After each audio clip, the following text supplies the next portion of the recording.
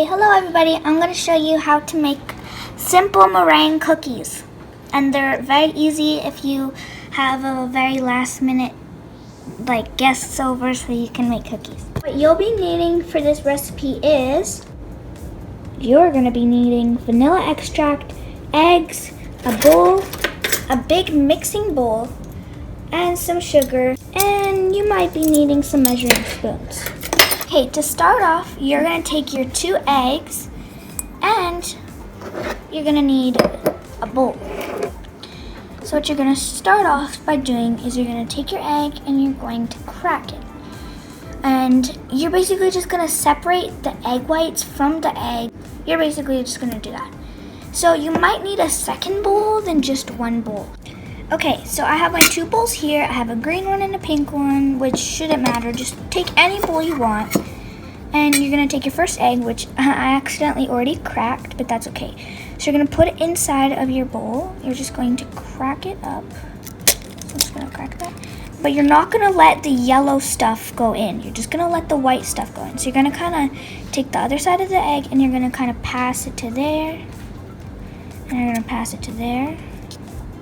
And then you're going to keep on doing that till most of the egg white is separated from the egg yolk. So you're just going to keep on doing that. And if your egg yolk breaks, you're just going to separate it to the other bowl. Now, unfortunately, I got a little bit of it inside of this bowl, as you can see, which I'm going to just remove that very easily by taking your egg shell and just scooping up. You might take a bit of that egg white, but you want to get as little egg white as possible. And I just got a little bit more in there. So you're just going to take that up. Okay, it's all clear. And I'm actually going to switch these up because I think that's a better view maybe. Okay, now I'm going to just wipe my hands a bit because they are a bit sticky and, well, yeah. So I'm going to take my second egg and I'm going to do the same thing. I'm going to separate the egg yolk from the egg by doing that. But there is a different method. You can use this method by doing it with your hands instead of doing it with the 2 shells. But first we're going to empty out this egg yolk into our big bowl, and I'm just going to pour that into a big bowl. Because if one of the egg yolk breaks into here, we have to restart the whole thing, and I don't want to waste any eggs. So you're going to take the egg, and you're just going to crack this normally. You're just going to crack it normally, okay? You're just going to let it go in there, and you don't bother separating it or anything, just let it go inside. Now, your hands are actually smoothest and more, most unlikely to break the eggshell. So you're going to actually scoop up this egg yolk. It may feel a bit weird. That's okay. And that egg white is just going to fall off of you. And you're going to kind of go like this until you feel that it's actually pretty dry. As in, there's no egg white around. You can transfer that into your other bowl. Now that's an egg with no egg white. So now you're going to have your second egg white already. And you're just going to pour that into your bigger bowl that you're going to be mixing in. And you don't need these eggshells for anything, just throw them out. So you're just going to transfer it into the other bowl. And you can save these for another baking recipe, or if you want to use it in another kind of cake recipe, you can do that. But we won't be needing this for this meringue recipe, so you can save this for later on. So the first step is done, separating your egg yolks from the egg whites, and yeah. As you can see, I separated the egg yolks from the egg whites. Well, they're not really white, but it's okay. And you're going to pop your bowl into your electric mixer, or if you have a hand whisk that's electric, you can use that. Or if you really, really think you can whisk it by hand, you can try, but it will be hard. So we're going to transfer just this, into our electric mixer. That's my electric whisker I'm using. It is by the brand KitchenAid, and I'm just going to bring this forward so we can really get on how it looks. So you can use one of these mixers, or you can use the electric hand ones where you hold by hand, or you can just whisk it by yourself. So yeah, and as you can see, this bowl is actually for this mixer. So yeah. Okay, so the whisk type you're gonna need, as you can see, there is no whisk type here. So you're going to need the whisker kind of add-on thing. And I'm going to get that for you guys. So basically what you're going to have to attach the nib is going to be this one right here. And you're just going to attach that onto your electric mixer. And it will look like this, and you're just going to pop that in, and you're going to set it down like that. And I'm going to just move this a little bit so it is easier to see what is going on. Okay, so I'm going to just move this a bit far back.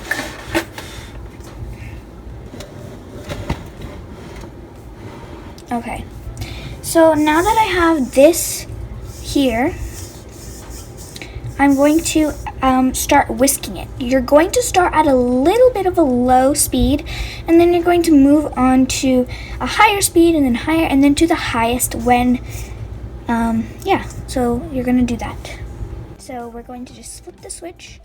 Alright, so from here, I'm going to be doing a voiceover because the whisk was way too loud for you guys to hear me. So you're just going to turn it to a low speed, and then you're going to work your way up to the highest speed. And you're going to wait till it's pretty bubbly and it has foamed up a lot.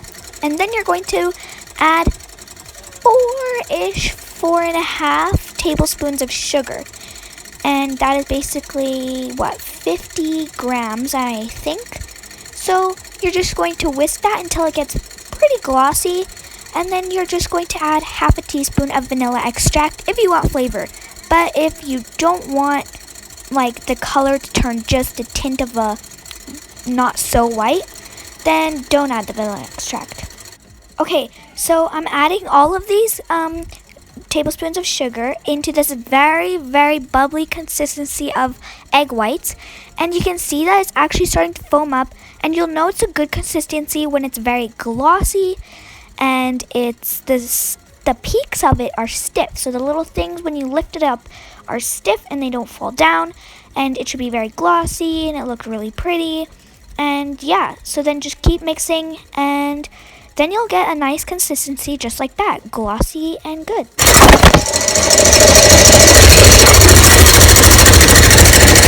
As you can see, the finished consistency should look very glossy just like this. So I added 4 tablespoons of sugar and half a teaspoon of vanilla extract. And you want to make sure you have very stiff peaks. So I'm going to mix it right now.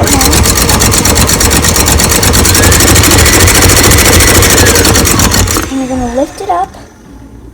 And that. Oh, not stiff peaks.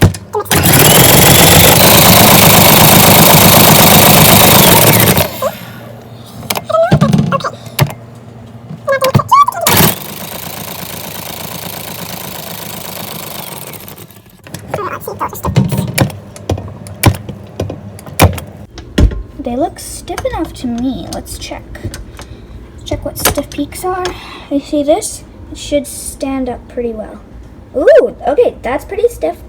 Now what we're gonna do is we're just gonna, okay, that's pretty good. Now you're just gonna take it a little bit with your finger and feel if you can feel some sugar. If you can't feel any sugar bits, then that's good. Ooh, I don't feel any sugar bits, so that's good. I'm just gonna wash this off. You're gonna have your oven preheat to 300 degree Fahrenheit. So it's preheating. You're going to go in here and grab a baking tray.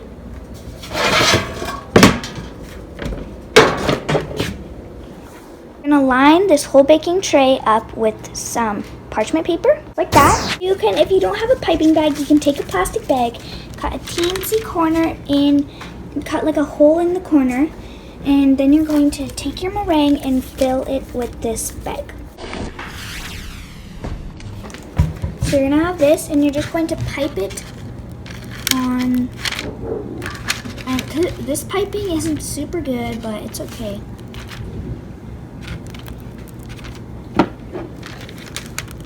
You can make really big ones. Do you have that marshmallowy feeling? But no marshmallow. So it's like you pipe it in. And I'm almost done here. Just pipe it like that. Like that.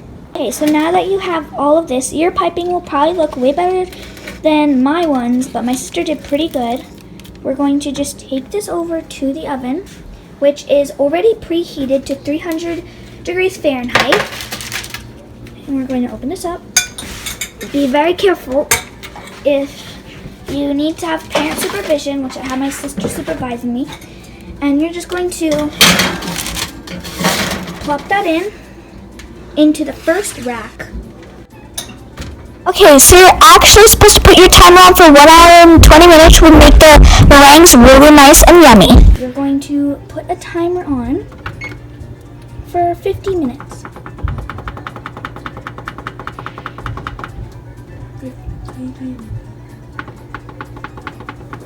Or 30 minutes would be good.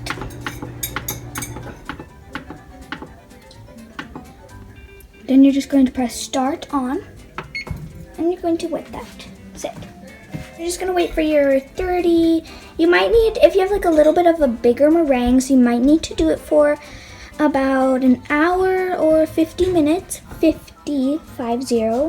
And yeah. Okay, so it's been in there for about an hour and a half. So yeah, actually I messed up the time. You don't put it in for 30 minutes, put it in for around an hour and a half. Ooh, and they're looking good. Okay, so we're gonna take an oven mitt, because you always need to take an oven mitt before you take them out, because you could burn your hands. So just gonna take it out, place it on somewhere. You're gonna close it, and don't forget to turn off your stove by pressing the clear off button. Cover this. Now what you're going to do is you're just going to let these sit just to cool down, but when they're cold enough you can eat them. So the big ones here are going to be kind of like squishy and gooey in the inside, which tastes really good. And the smaller ones will just be kind of like crusty, but they will dissolve in your mouth.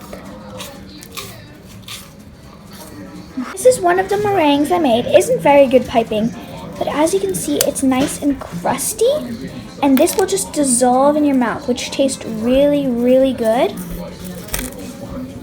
Tastes super good. So good.